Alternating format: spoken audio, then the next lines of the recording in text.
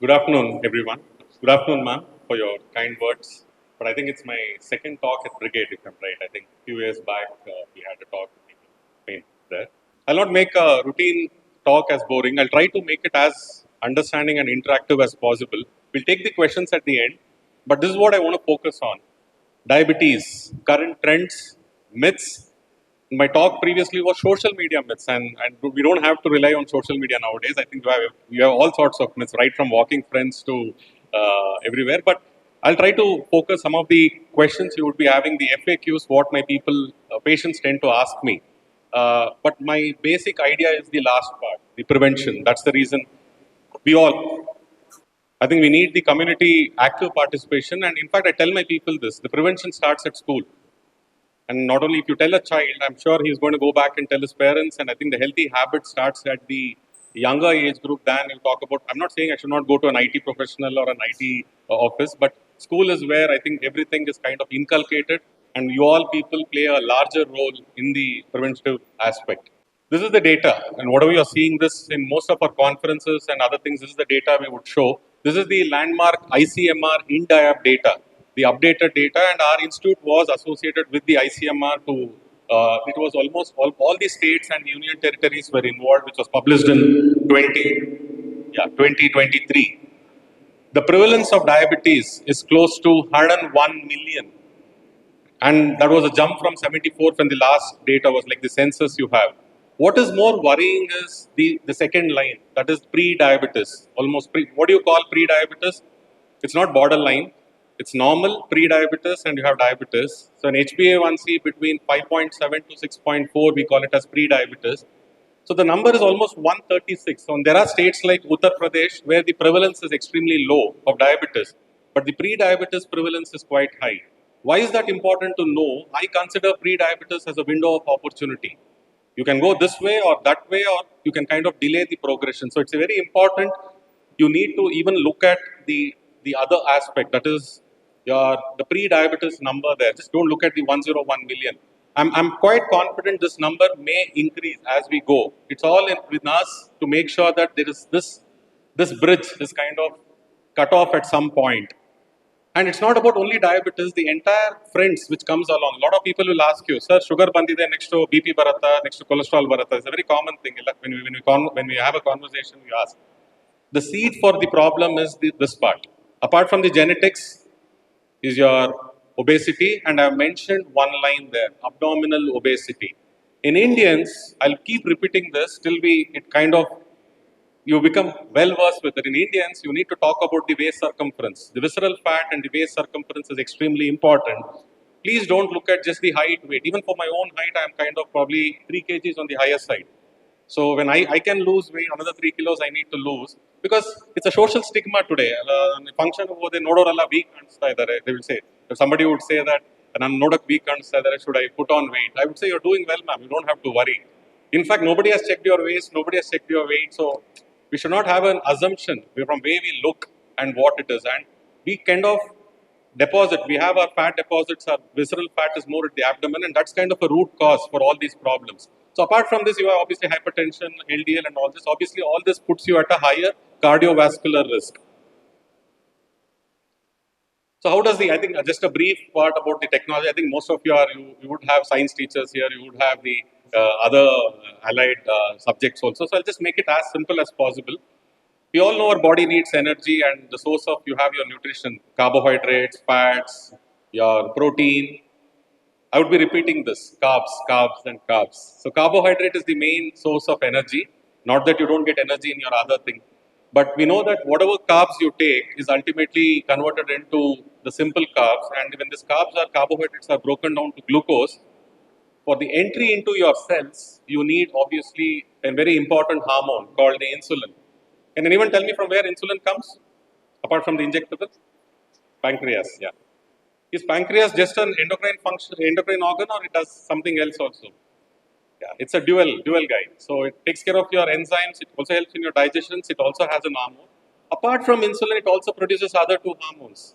You have your glucagon, you have your somatostatin, you have your other hormones. But it's a story of an elephant. Elephant with the tail and the entire body. So you have your counter regulatory hormones, the other hormones produced from the other organs, which increases your blood glucose level, and insulin alone reduces your glucose, converts your glucose into glycogen. So it's a kind of a tough battle going in the body. So 1:5. You have your growth hormone, you have your adrenaline, you have your epinephrine. I mean, you have everything else, cortisol, which increases your glucose levels. You have only insulin, which kind of takes care of your glucose. So it's already a 1:5 battle in a normal physiology. So in that sense, anything which affects your pancreatic function or the external sense in terms of the insulin resistance, you're going to have trouble. So you're already in a match. You are 5 people less. So you need to be careful. So obviously this is converted there, and obviously when you talk about diabetes, is a condition. A lot of people again ask, blood sugar idea, urine sugar idea. There's nothing blood sugar or urine sugar. What you need to understand is when your glucose level crosses the renal threshold, that is 180 milligram per deciliter, the glucose starts appearing in the urine. So obviously, when in the olden days, obviously when you didn't have the HbA1c, we typically used to do the fasting PP, used to do the urine sugar, you do Bendick test, you do the urine sugar, and then check it. So that not that urine sugar will appear whenever your glucose levels are high. There are newer drugs which actually throws the glucose in the urine. So don't get panic. Whenever somebody sees a urine sugar, they get panic. One is obviously it means uncontrolled.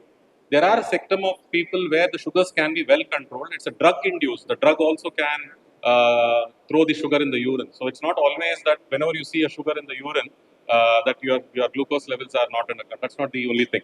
But in general, diabetes is a condition where the amount of glucose is high, and obviously body is not able to convert this. That's mainly because the glucose is not getting converted to your glycogen, either because of your insulin production in the body has gone down, or insulin production is there but the resistance is high.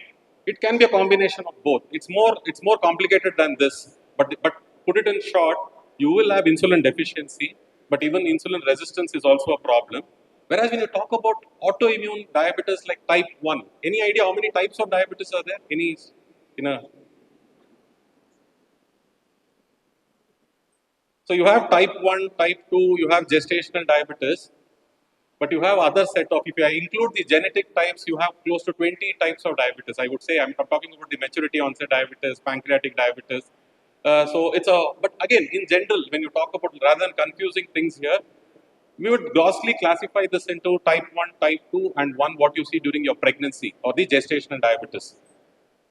Type 1 is extremely autoimmune. I think I have a lot of school children. I think this is very, sometimes should not be stigmatized. It's a completely an autoimmune condition where the body's pancreatic beta cells are damaged by your own body cells. Extremely common, sudden onset, extreme weight loss. They would probably present with to a hospital with 300, 400 with a ketosis or a ketoacidosis. This is the term we use. It's an emergency condition, and they would have even lost around 6 to 8 kgs of weight loss. I mean, a child who's not reaching their growth target, sudden weight loss.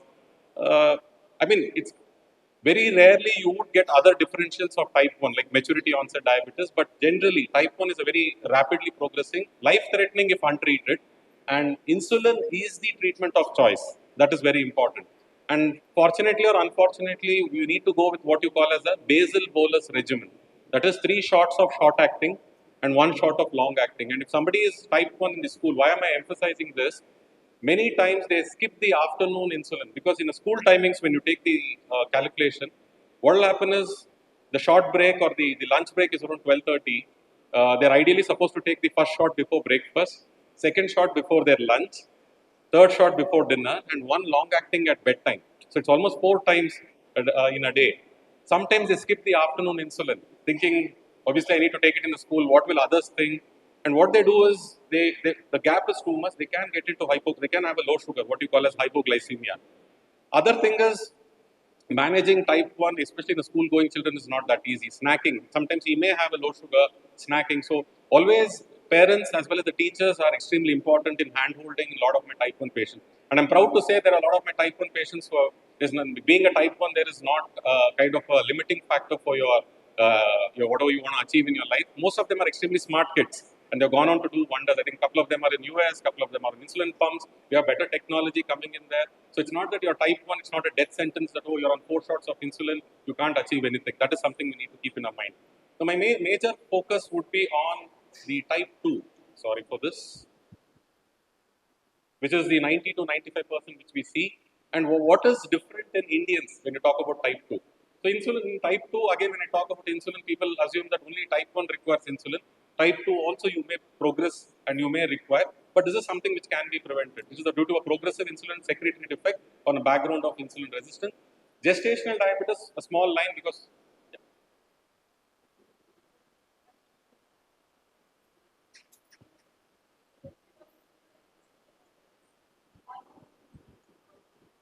correct. So I'll come to that. I'll come to that. So it's a good question. So there are drugs which can actually address your peripheral. So again, when you talk about insulin resistance, we talk about peripheral insulin resistance and hepatic insulin resistance.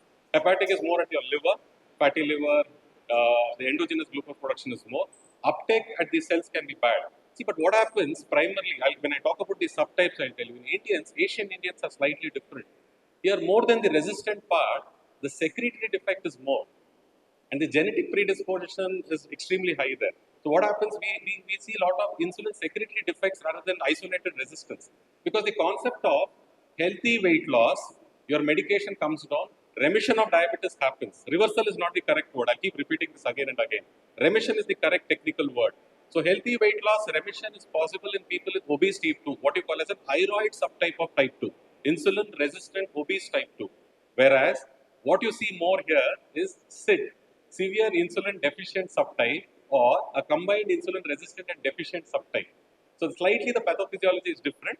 Having said that, it's a very good point that at the receptor level, there are drugs which can actually improve the peripheral insulin resistance, which can improve the uptake. At the liver, you have metformin. One of the reasons why we use metformin across the board is it works on your liver. It brings down your liver insulin resistance. So I'll come to that management later. But again, if you get into the little bit more into the, it's a never-ending. Yeah, I didn't want to confuse people with receptor antagonist and receptor level. So this is one thing. So how do you diagnose diabetes? That is more important. So this is the ADA criteria. You get a lot of WhatsApp forward saying US they have changed the guidelines. US there's nothing like that. The diagnostic criteria are very simplistic. It is pretty standard, and these are not done on any random basis. There are long-standing prospective cohort studies with looks at your risk of complication, and one of the endpoint was retinopathy. Once the glucose level goes up, there's a linear risk in your increase. Right. Yeah, I know. So one of the common things which people tend to get doubts is in their when they see the diagnostic criteria in your mobile phones. When they say that in US the criteria is 200, in US there's nothing like it's a universal criteria, but guidelines are slightly different in the sense because we represent a different ethnic race, mainly the Asian Indians. Asian Indians are slightly different from the Caucasians or the other ethnic races. There are things which are more specific for Asian Indians, but the cutoff criteria are not different. So when I talk about diagnostic criteria, that is how do you diagnose when somebody has a diabetes? The gold standard is what you call as an oral glucose tolerance test. I think many of them during pregnancy, your gynecologist would have told, let us get a GTT at 24 to 28 weeks. But even for diagnosis of diabetes, GTT is actually a gold standard compared to a fasting PP along with HbA1c. Why do I say that is when you say a GTT is more you have a standardization 75 grams glucose of anhydrous glucose. It is not like that today I had my breakfast at CTR, I had my breakfast at Veena stores, that's why it came high. I ate food at my home, so it's less. It doesn't work out that way. Other thing, in Indians, the GTT what we talk is a usually a two sample GTT, that is 0 hour, 2 hour. So you are giving your blood in fasting, then you are having your 75 gram glucose, then second hour the glucose level is checked. That's the universal criteria. But in Indians, even the IDF has recognized the importance of 1 hour value. 0 hour, 1 hour and 2 hour. Because Indians tend to have a higher peak at 1 hour, and that's again because of the insulin secretory defect. The first phase and second phase insulin secretion. Because the secretion is bad, we peak early at 1 hour, it comes down at 2 hours. But what happens is, what is the idea of picking up at 1 hour? Not to put them on treatment. 0 hour and second hour can be normal. The cutoff is less than half. Yes, the less than 140 is normal when you talk about the post meal. The 1 hour, if you are at peaking at 155, you are labeled as early glucose intolerance. When I say early glucose intolerance, my intervention, the dietary interventions can start. That's the whole idea of it. Your 5-year risk of progressing over the next 5 years is almost around 30 to 40%. So it's important that 1 hour value is taken. So we usually in our institute we do a 3-sample GTT, but generally 2 sample is what is generally advised. That along with this important test, what is this A1C? Anyone knows about this HbA1c? What is it? I, So it's not absolute 3 months again. The lifespan of RBC we talk about 120 days, 90 to 120 days. HbA1c is generally weighed. Last 4 weeks, 4 to 6 weeks represents around 50% of your data. The preceding 6 to 8 weeks gives you another 25%. But again, on average, 2 to 3 months data. So the cutoff for diagnosis for diabetes is 6.5, provided your hemoglobin is normal. If somebody is anemic and you do an HbA1c, then iron deficiency anemia can falsely increase your HbA1c value. These are the factors you need to keep in mind. Second, doing HbA1c in a standard method is very important.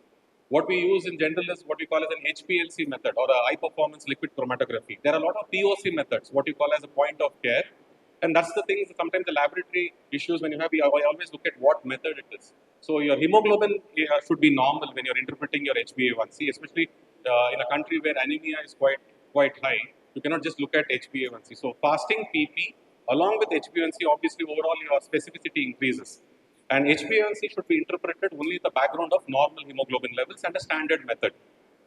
Obviously, if the fasting is more than 126, greater than or equal to 126, 2 are more than 200, A1C more than 6.5, you are diabetic. My general problem in the younger age group is not this number, the pre-diabetes. So you can have a fasting between 101 to 125. You can have the post-meal value between 141 to 199, what you call as IGT or impaired glucose tolerance. Or you can have an HbA1c between 5.7 to 6.4. So don't neglect pre-diabetes. I would suggest you pick up early, you kind of can prevent things better. You don't have to start cutting down your carbs only when you reach 6.5. Because please underline the statement, when you are diagnosed with diabetes, almost 30 to 40% of your beta cells function has come down. So at that point, your body doesn't give away that easy. The God-given mechanism is fantastic. The 10% is down, the remaining 70 to 80% compensates. Another 20% is down, another 20% compensates. They all do that. They will not give up that easily. The clinical diabetes, you kind of see osmotic symptoms, all that is only when your HbA1c goes above 9%, 10%. You would not generally see at a 6.5 or totally asymptomatic. You have gone for some routine evaluation, this was picked up incidentally. This is a common thing which we see in type 2. Whereas in type 1, the process is quite rapid and it can be progressive. Yes. This is what I was talking about, the Asian Indian phenotype. This is very important, and whatever you have put across, this is a lot of research work done by Dr. Yagnik from Pune, Professor V. Mohan from our own institute. A lot of people are involved in this. What do you mean by Asian Indian phenotype? Two people you take of same BMI, 25 BMI in Indian, 25 BMI of Caucasian, BMI is same, do a body composition test, the visceral fat of the Indian is more with the same BMI. So even at a lower BMI, you have a high visceral fat. Because you have a high visceral fat, obviously all your other risk, high insulin resistance, high inflammatory markers, high cardiovascular risk. But again, the story starts little much before. That's from your malnutrition. If I'm talking about the decades of 1940s, 1930s, low birth weight, maternal undernutrition, all this actually have a factor on your overall progression. In fact, very recently there was a term coined as type 5 diabetes. That is nothing but a malnutrition related diabetes. Nobody would like to call it as a malnutrition related diabetes. It was something people who are extremely lean, who actually had malnutrition as maternal malnutrition, low birth weight, low beta cell function. So it's a different story. So it's a whole lot. Only problem what I want to highlight is Indians generally again tend to have an early decline in your beta cell mass. So it's not only about insulin resistance, it's the secretion which is important. You protect the beta cells, you can prolong the duration. In fact, the therapies, when we start treatment, we think of treatments which can protect your beta cells. See, losing weight definitely helps, but only if your beta cell function is working well, you can probably reduce your medications or prolong your durability. If your beta cell function goes down, then obviously your diabetes can be progressive.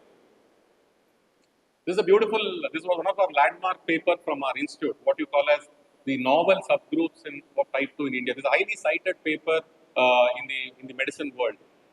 There we have a clusters, what you call in the Western population, but this is the typical Indian clusters. Very often, we always discuss. ನಮ್ಮ ಮನೆಗೆ ಅವ್ರು ಗೊತ್ತಿದ್ದಾರೆ, ಅವರು ಒಂದೇ ಮಾತ್ರೆ ತಗೋತಾ ಇದ್ದಾರೆ, ನಾನು doctor ಬಂದು ಎರಡು ಮಾತ್ರೆ ಮತ್ತು ಒಂದು ಇನ್ಸುಲಿನ್ ಬೇರೆ ಕೊಟ್ಟಿದ್ದಾರೆ. This is always a comparison. ಅವ್ರು ಒಂದೇ ತಗೋತಾ ಇದ್ರೆ ಏನು ಆಗಿಲ್ಲ, ಇವೆಲ್ಲ ತಿಂತಾರೆ ಆದ್ರೆ ಶುಗರ್ ಚೆನ್ನಾಗೇ ಇದೆ. I have not eaten anything but still my sugars are high. Partly to be blamed, apart from your carb intake and your carb response, is what subtype of diabetes you are having. This is what I was talking. SID, severe insulin deficient subtype. These people are generally lean. You know, obese to have diabetes. So these people are generally lean.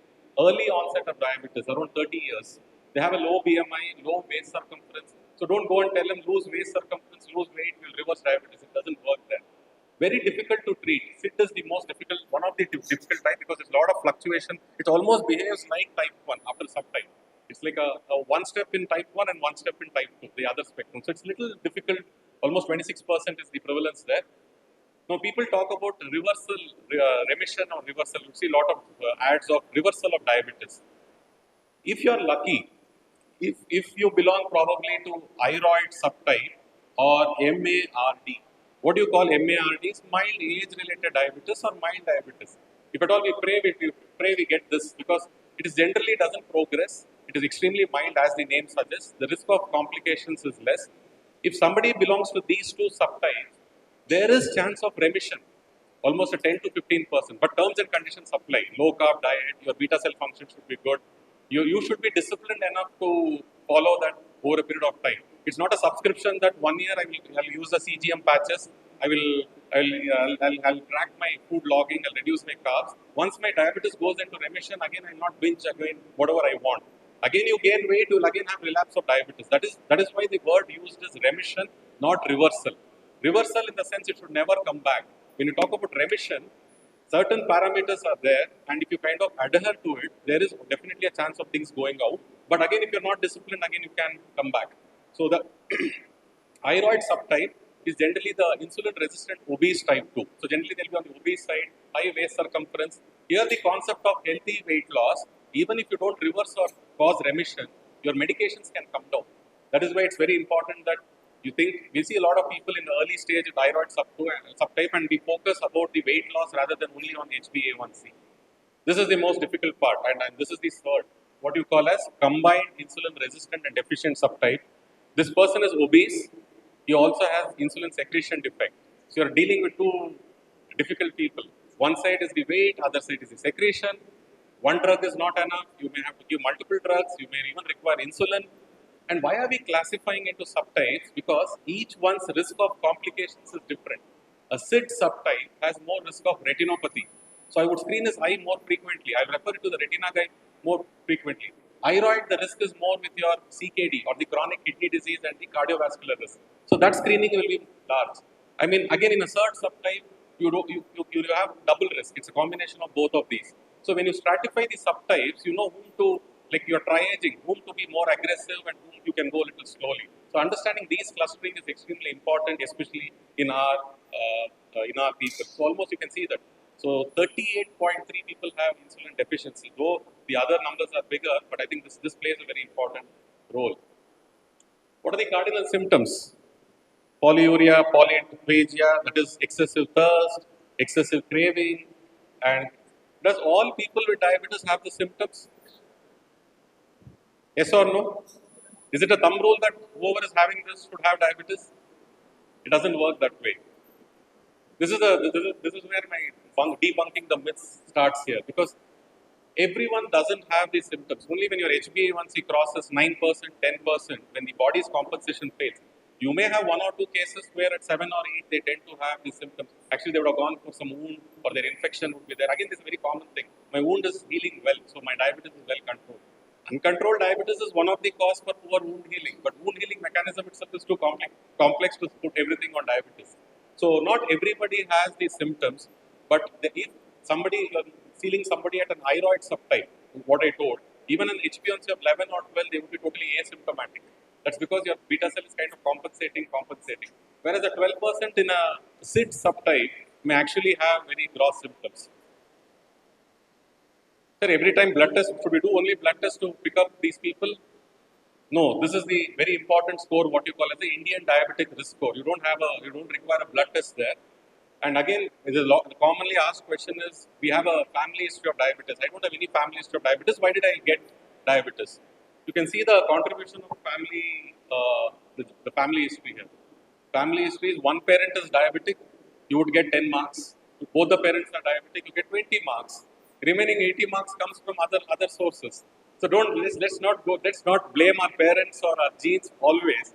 Partly true, but we very commonly blame. My parents are not diabetic. Probably they have not checked.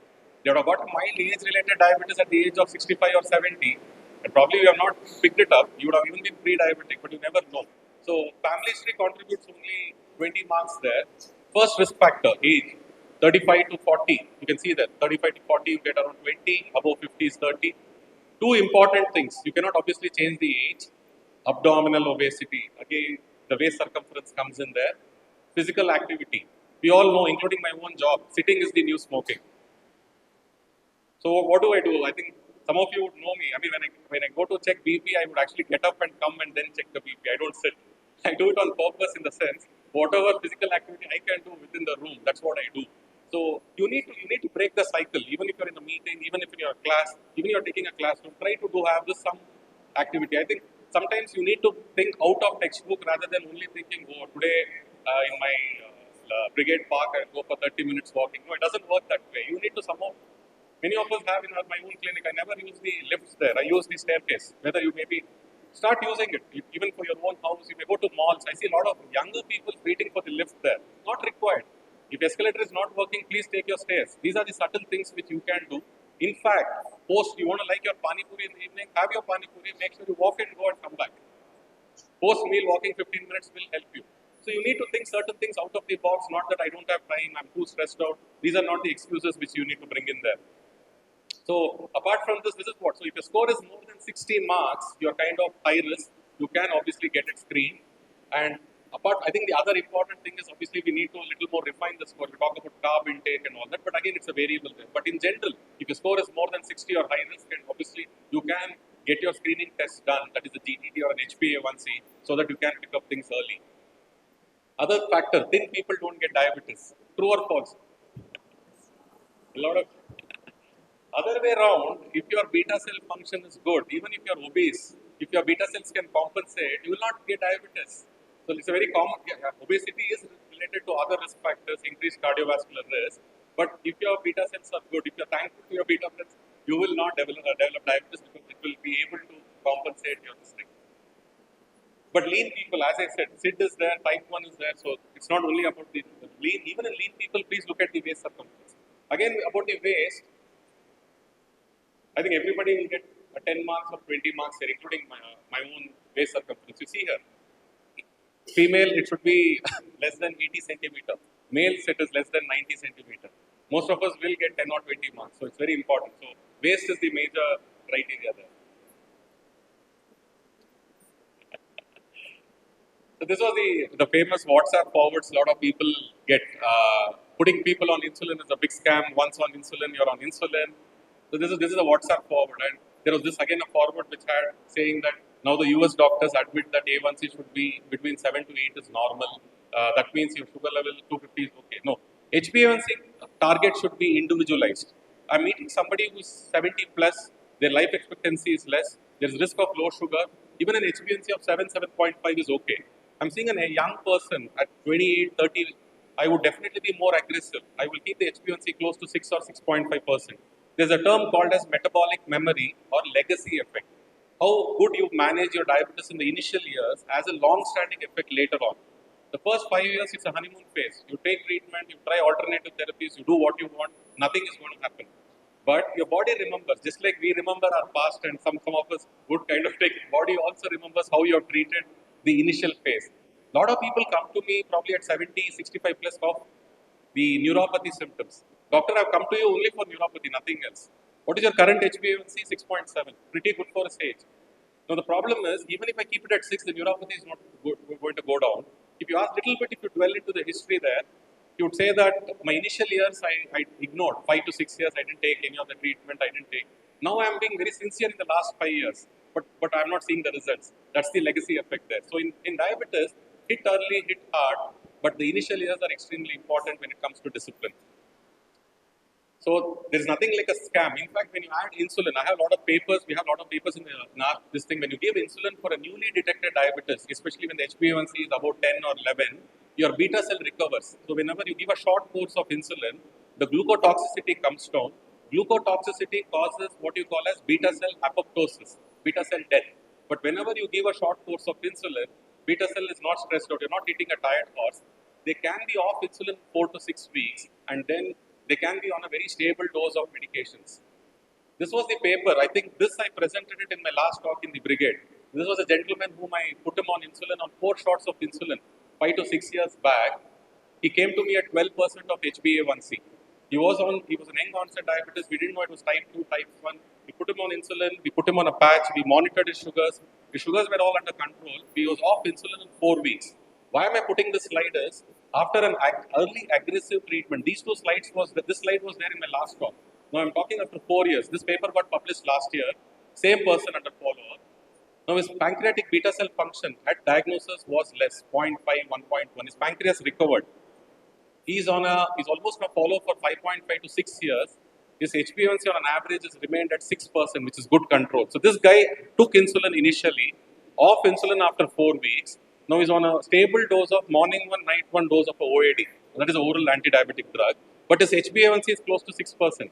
Obviously, the dietary discipline and all that has not been up to the mark, but his beta cell has responded well because his pancreas recovered. And now the main reason was insulin at diagnosis. But I'm not going to overlap this story for everyone. Now, I treat somebody with 10 years, 12 years of diabetes, already on multiple medications, not under control. Probably if I add insulin, very unlikely I'll be able to take them off, unless, because their beta cell function has already gone down. Whatever I'm giving there is more of a maintenance there. So, when you give insulin, it's not a one size fits all. Oh, once on insulin, lifelong insulin. Some subset of people, when you give a short course, generally they do well in the longer run. This was a paper which got published last year, and we know that how this is the test which we do, what you call as a C-peptide test, which tells you that how much your insulin is being produced in your body. And it's a very important metric whenever you're diagnosing or working up an young onset diabetes, whether to know it's type 1, type 2, or whichever subtype you are. Very important. Everyone's favorite this is. Diabetic medication causes kidney damage. How many of you agree with this sentence? Diabetic medications cause kidney damage. Just can raise your hand. One. Superb. Couple more. Yes. Right.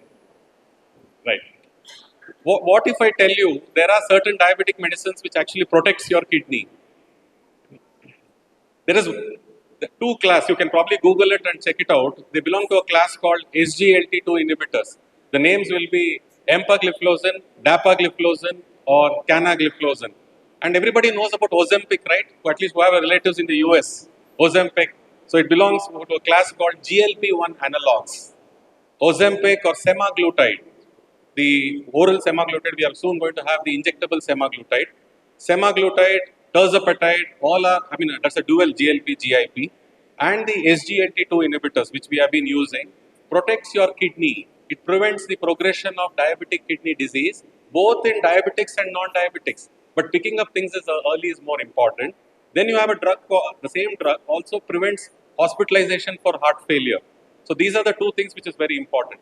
Coming to the fact about the diabetic medicines causing damage, the leading cause for diabetic kidney disease or chronic kidney disease globally as well as in India is uncontrolled diabetes along with uncontrolled hypertension. This is the leading cause.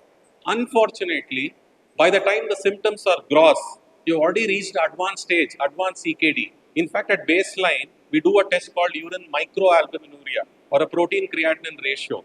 The protein leakage starts first, then the creatinine goes up. The other drug causing diabetes damage is your painkillers, NSAIDs. So chronic abuse of painkillers, chronic abuse of lot of people, injection, that's nothing but your diclofenac injections. You keep doing that, those drugs causes kidney damage. But diabetic medications don't cause kidney damage. Your dose has to be modified based on your renal function, what you call as the EGFR. And certain drugs, if you find the EGFR is between 45 to 60 or even up to 20 now, you can even initiate this SGLT2 inhibitors, which will actually protect your kidney. Obviously, you need to discuss with your doctor. It can cause urinary infection, fungal infection.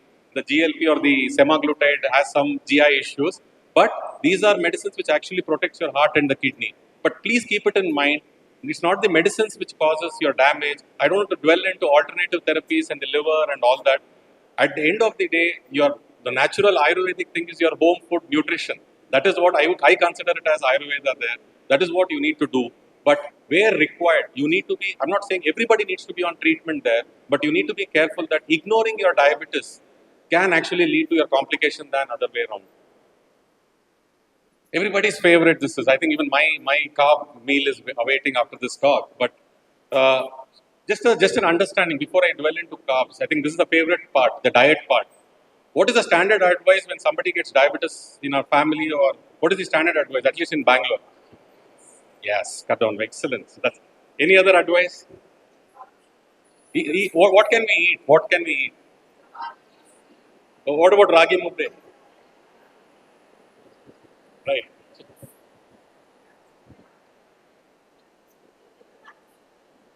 So the standard advice, even any layman would give us, ನಾಳೆಯಿಂದ rice ಕಡಿಮೆ ಮಾಡಿ, ರಾಗಿ ಮುದ್ದೆ ತಿನ್ನಿ, ಜೋಳದ ರೊಟ್ಟಿ ತಿನ್ನಿ. I tell it you are changing from cash to UPI. Little more, you need to, when you talk about diet, you need to have precision dietary advice, not a gross dietary advice.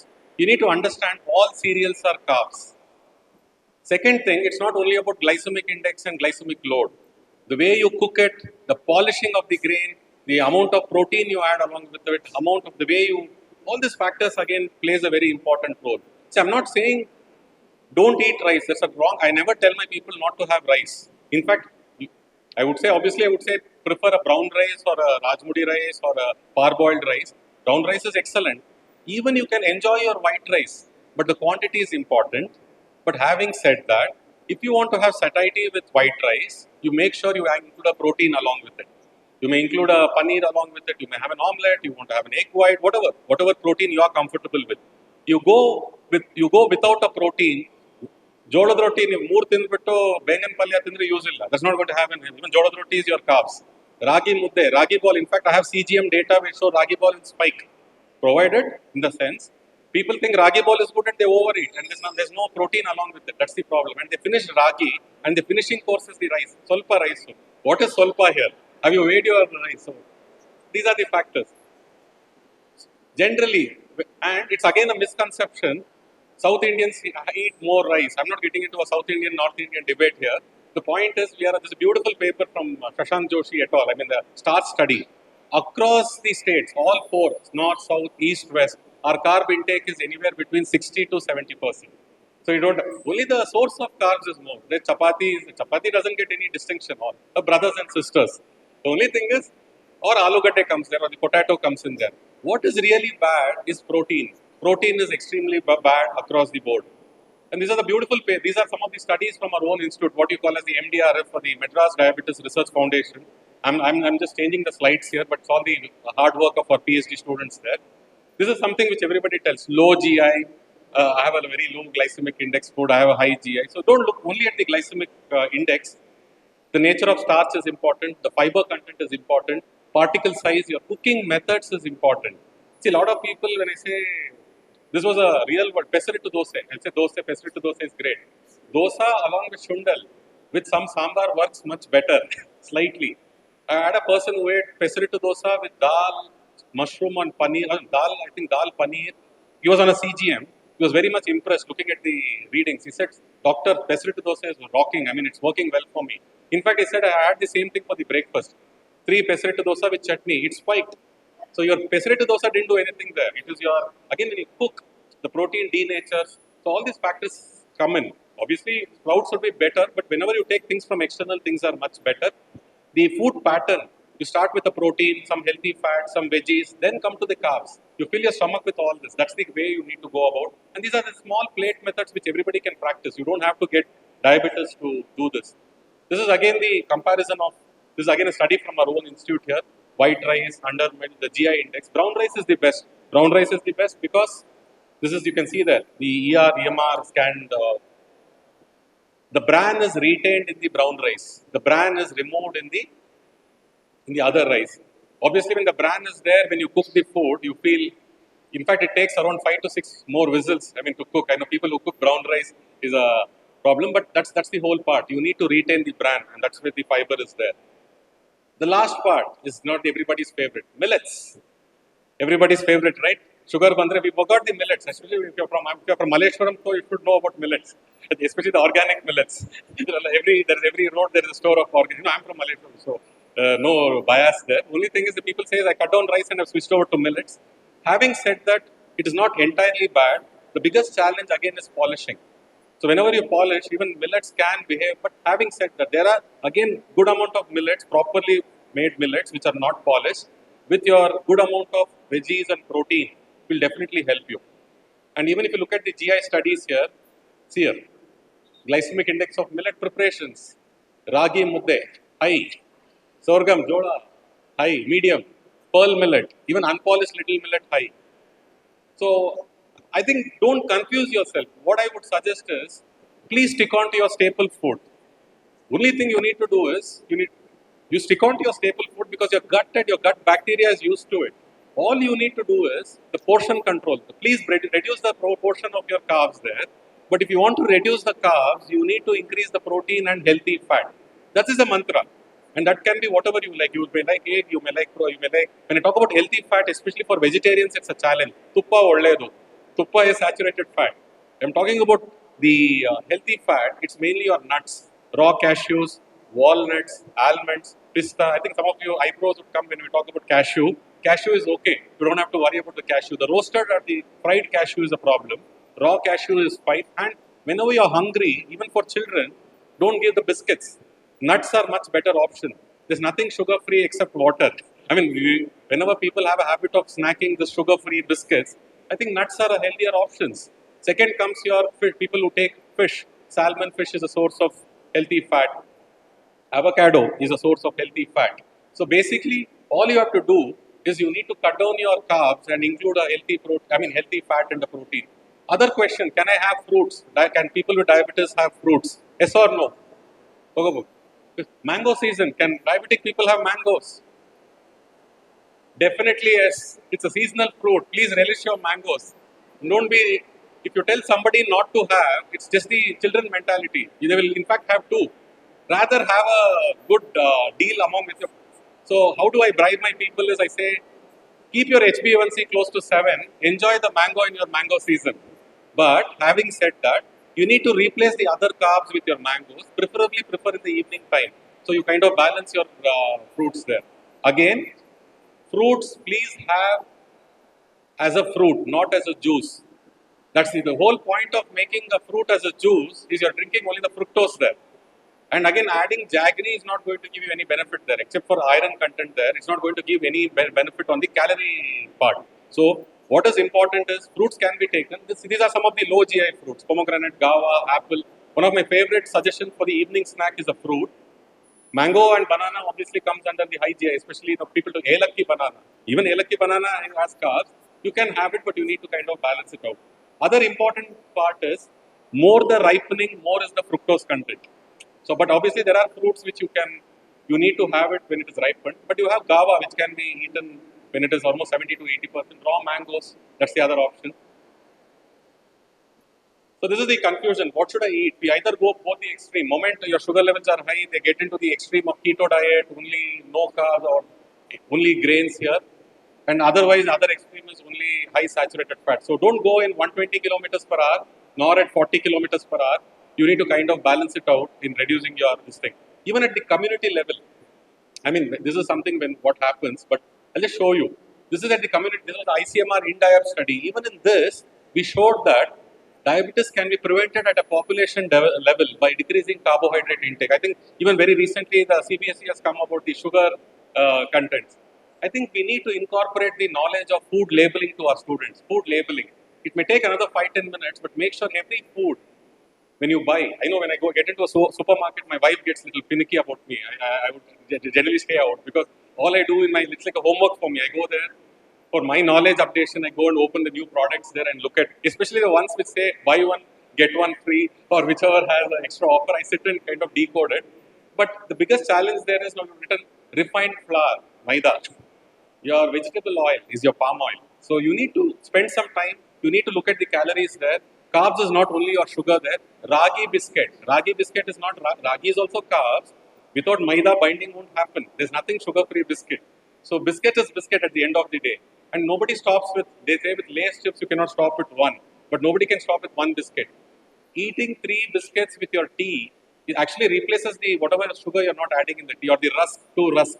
Because it is standardized saying that my tea cannot go without a rusk or a biscuit. You need to slow. I have a lot of people who own a bakery. My people who come to me, but this is a prank. Probably you want to have a bread. You can have as a bread with your omelette or a paneer, like a breakfast. You have a carb there. You have a protein. It's not your evening snack. Snacks have to be defined. Snacks should be around 100, 150 calories, not a 250, 300 kilocalories. So even in the national level, what we saw was this was the from the ICMR data. This is very simple, but more easily said than done. Even at the community level, if you can reduce your carb intake from 60 to 70% to around 50%, but if you want to sustain and reduce the carbs, you have to increase the protein. That's almost gone up to 20% there. You have to increase the healthy fat. Non-vegetarians is a little more easier, but again, even in vegetarians, it's not like impossible. And obviously the dietary fiber. If you can do this, a simple plate method, you need to have a good plate method. I know it's very nice to show those images, but if you can follow that, definitely you can prevent diabetes. I mean, especially those who are pre-diabetic, the best solution is not apart from your pills or not going on pills is your dietary nutrition. And we have showed that even in a community level, this is possible. Obviously, what happens if you don't treat it? So this is something which we all know. You have this microvascular and macrovascular complications. Obviously, you don't treat it. It's like a very good names you have: retinopathy, nephropathy, neuropathy. Retina is nothing but your eye. Unfortunately, both retinopathy and nephropathy till the advanced stage, you will not have any symptoms. Leading cause of blindness here, but the point is severe NPDR or a retinal detachment, vision loss, you will not know it in the early stage. Till the macula is involved, you will not know. Nephropathy, the protein leakage comes first. Then your creatinine increases. Only when the proteinuria is gross, you will have those limb swelling. So it's not that everybody who has a borderline. There are people who will have a very mild proteinuria, no symptoms.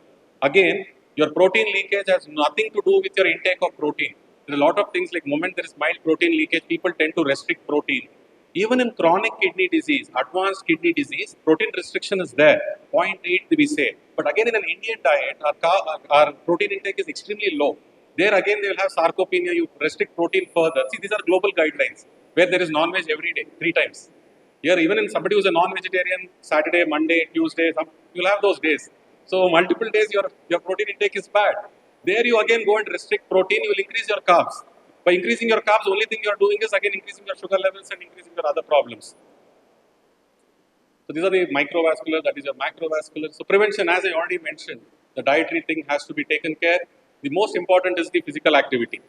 I mean, when I say this again, whatever it is, whether you're doing, see, 150 minutes per week, that is 30 minutes per week. Monday to Friday, I work out. Saturday, Sunday, I go extreme. Doesn't work that way. In fact, you should do more on Saturday, Sunday because you eat more. So, but you need to come up and maintain a balance there. Anything, whatever works out well for you. If walking is boring, play your favorite sport. If nothing is happening, post meal 15 minutes of walk. You need to start keeping time for yourself. There's no excuses here. Whether it is, see, it not be a morning walk, it could be evening walk, it could be after dinner walk, some sort of physical activity. Again, when I talk about physical activity, it's not the aerobic exercise. Even strength training is important. You don't have an age cutoff there. Oh, 40 years you should not do, 60 years you should not do. In fact, the strength training and the other exercise for your muscle building is extremely important as we all age because your muscles go weak. Along with osteoporosis, your balance and other things becomes a problem. And when you do the strength training and your glucose uptake also improves. Obviously, checklist, you need to pick things up early. I think people we know, most of the diabetic clinics or anything, we ask for a regular follow-up because when you follow up, you will obviously, the course correction is much better. It may be yearly, twice or thrice based on your HbA1c. But early detection, early pickup definitely helps in better treatment. You delay things further. I mean, my experience is 9. I've had a mango season. Let me try next month. It's okay. I mean, you could tell this to your doctor. We'll do the course correction there. I would not be changing everything drastically there. But letting things loose for a long period can actually land up in complication later on. So the ultimate solution is if you're not a diabetic, obviously prevent with a healthy life. If you're diabetic, obviously fight with a healthy life. And obviously, if you talk about what are things which can affect my blood sugar, I think you have a lot of things there, mainly thanks to our counter-regulatory hormones. Thank you.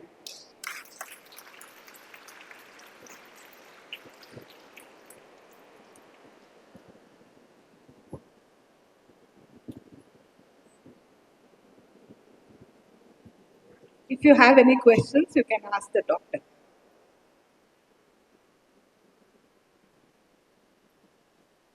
Any questions?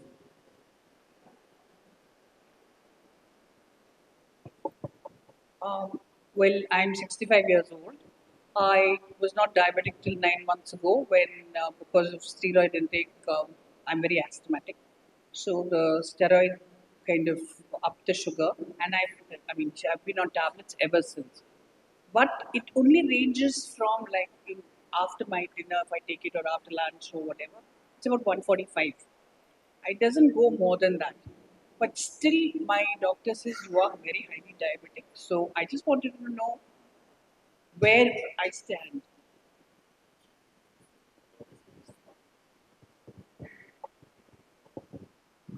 Without knowing the entire condition, we blatantly commenting won't be right option. But having said, ma'am, there are a couple of things.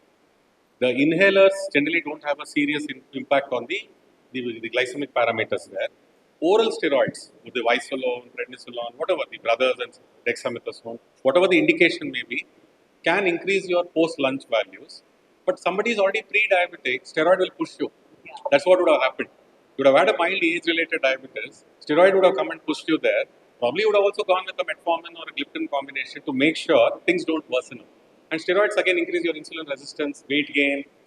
So different. So it's again, you can use metformin again as a preventive source, again for prevention from pre-diabetes to diabetes, and again with somebody with mild diabetes. Right. Like anything regarding the school, I mean, children, what are the current thing, what you can do? I would be more interested. If any of you have any of the doubts? Doctor, this is not about children. It's about us women. Many of us have something called PCOD. So people who have that, they say they have insulin resistance. So is metformin the cure? Or, because even that has similar conditions to diabetes, wherein carbs have to be restricted and they're not digested. Can you please? Excellent. I think two common things we blame is, doctor, I'm not able to lose weight because I have thyroid issues. That's what they would say. And second is PCOS or PCOD. Again, thyroid, everybody has thyroid. It's a gland. The commonly associated with weight gain is hypothyroidism. And say, the thing is, it's all the brother and sister of the same family tree there. And I would put the first blame on obesity, other way around. In fact, uncontrolled hypothyroidism would have an issue on weight gain. And similarly, when you talk about PC, your cycles are disturbed because of insulin resistance, and that's mainly because of the obesity there. So that's the root cause there. Obesity links with obviously insulin, high insulin resistance. That can have an impact. Even people tend to have what you call as an acanthosis nigricans. You will have a very thickening of your skin behind your, in the nape of the neck. That's skin tags. These are all the markers of your insulin resistance. So the treatment there is weight loss. Metformin helps, but again healthy weight loss. But again, in women, especially during perimenopausal and postmenopausal, it's much more complex than what you tell. So it's very easy to tell, no, no, cut down this, cut down that. The hormonal plays a very important role there. So it's not as simple. Obesity itself is a complex thing. That is why these drugs are taken a upper hand, the Ozempics or the Monjaro. But having said that, definitely low carb helps. I think the story has to begin early. We need to start See, we need to change this mindset. A lot of people, when they have gestational diabetes, I become quite nagging to the mom. I think for the kid, they'll do anything for their kid. That 9 months, the control will be excellent, everything will be taken care. But what I tell them is, post pregnancy, please take care of yourself. Your risk of progressing to diabetes is almost 30%, depending on your weight gain. But what is the mindset? you're lactating, you need to feed more, you need to put it in the carbs, it becomes all sorts of, I would not, I'll put, you can put all sorts of which are, some are rational, some are extremely irrational. Ultimately, there is weight gain, and mother won't have a follow because all the attention goes to the child, and she definitely progresses. And it's a never ending story, it goes on and on. And again, 2 to 3 years, again, if she conceives, sometimes even in the plan for a short pregnancy, I tell them because they are gained weight, I say, you lose some kilos, then you plan for your pregnancy. Give at least 3 to 4 years time there. Because first, take care of yourself. That's more important. We sometimes put everybody else and we forget about ourselves. Hello, doctor.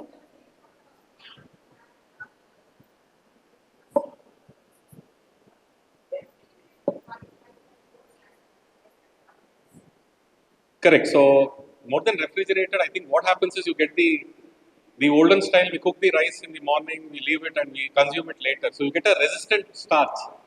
So what happens? There is glutenization. Those starch gets more complex. So with a resistant starch, it behaves more like a complex carbs. I would not compare it with brown rice, but I would suggest definitely it works out better than a white rice. So obviously that is the other way. People don't like to have brown rice. This is the other way they can do. The natural way of leaving it to have a resistant starch, the problem would be the contamination or some sort of an infection that can happen. So this is the one way. Other way I try to validate is I fix a lot of people I use CGM.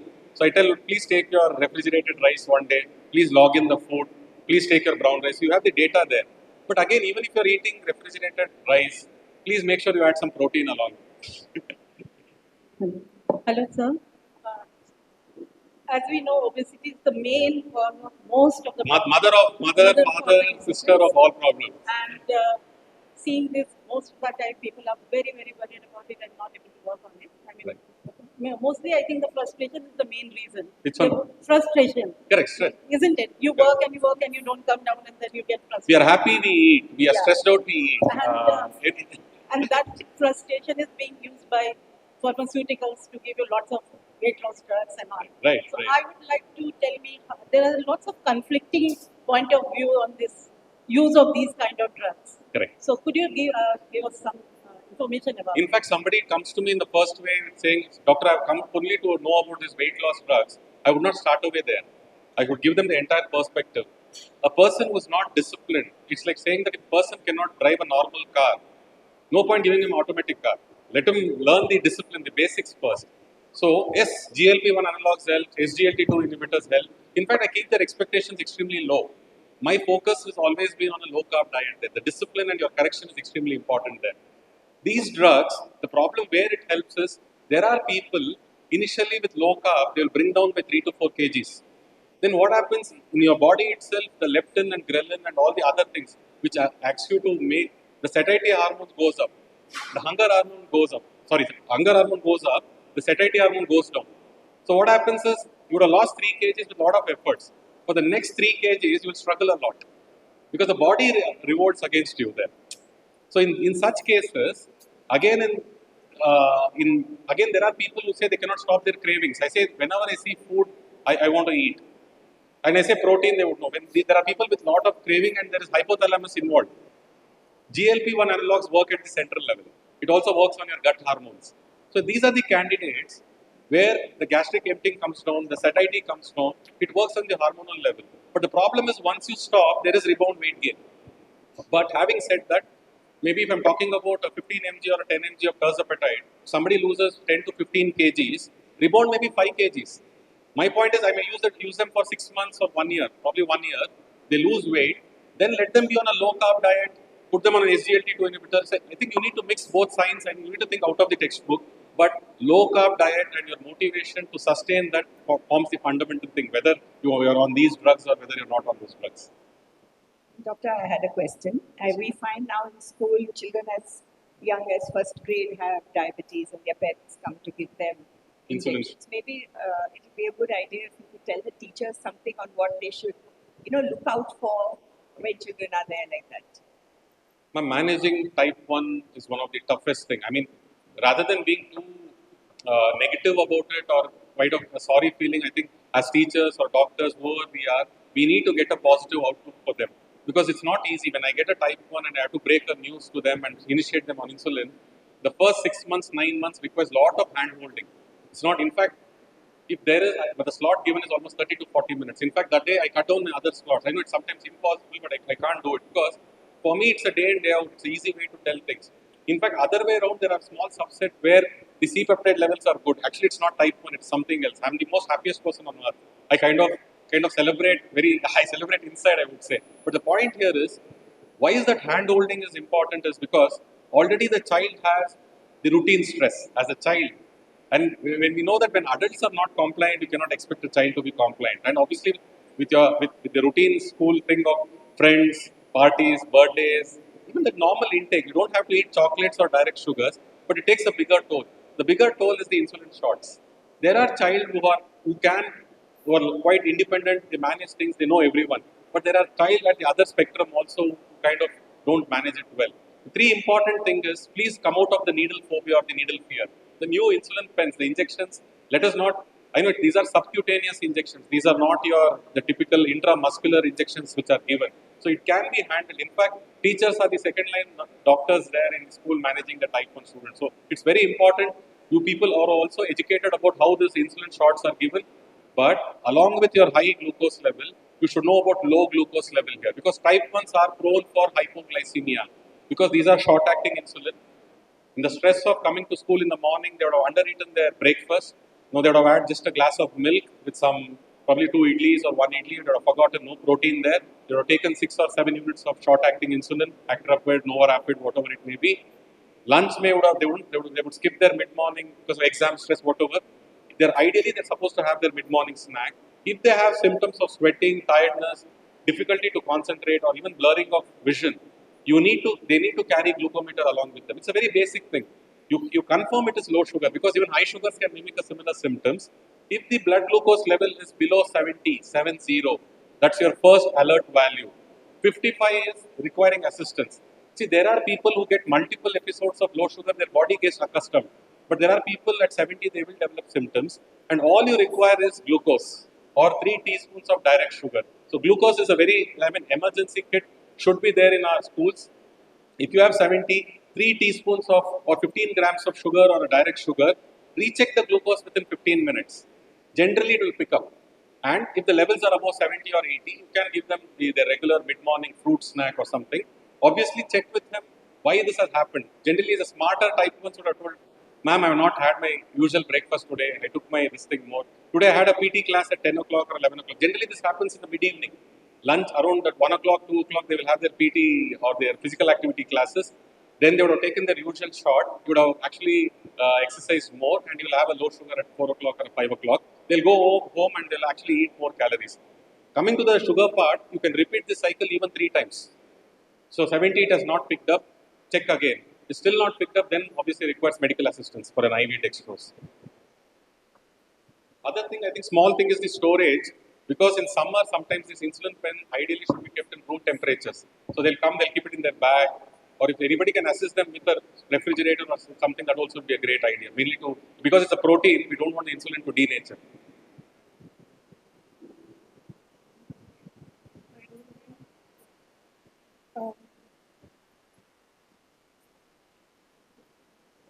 Here.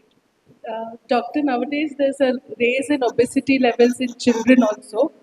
Adding to that is the diet, and there are some healthier versions which have come up, like maybe a healthier pizza or a burger. Do you think it really works? No, I think extremely good question. I think you need to again get into this food labeling. When you get into healthier pizza, sugar-free biscuits, or a sugar-free sweet. In fact, you need to include the other artificial sweeteners or other aspects more to get you the calorie thing. In fact, once in a while, so-called once in a while, can be allowed in them. But I think at the end of the day, you cannot do a pizza without a maida or refined flour. Unless, even if you're doing it in a wheat pizza or you're doing it in a ragi pizza or a millet pizza. Pizza is pizza. I think I've seen a couple of outlets talking about millet pizza. Ultimately, it is. See, I'm not telling you to take away the childhood or the childhood routine activity, what we all done.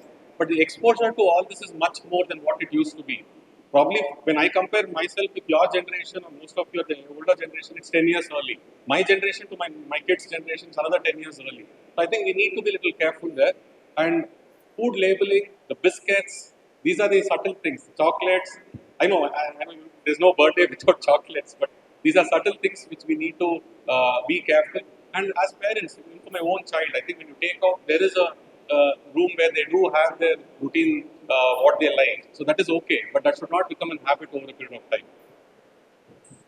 Good afternoon. Only thing with the last line, I think I would encourage child is a source where I think the physical activity is something which you can go full bound. I think screen time is extremely high nowadays. I think that is something which we all should work together to cut down the screen time and definitely help in other aspects. This will we stop taking sugar completely? Will it good or bad? Otherwise, do we get any negative impact on our health? So when we say sugar completely, we need to first of all understand this whole terminology of carbohydrates. When you're cutting down sugar, that's only one aspect of the thing. So I'm happy, yeah, you're probably in the coffee, tea, or the direct sugars you're kind of avoiding. But please don't forget the indirect sugar, that is your carbs. So probably if you're cutting down and you are able to restrict sugar and they'll say instead of having they go the other extreme by saying I'll have only green tea, or I'll not have milk also. That's not required. Milk is neutral. In fact, milk has some benefits in terms of your calcium and other things. But the point is, sugar is just one part of the story. The cereals and the other things are the other way. You get the indirect form in a lot of ways, but I think you balance it out whatever works out well for you.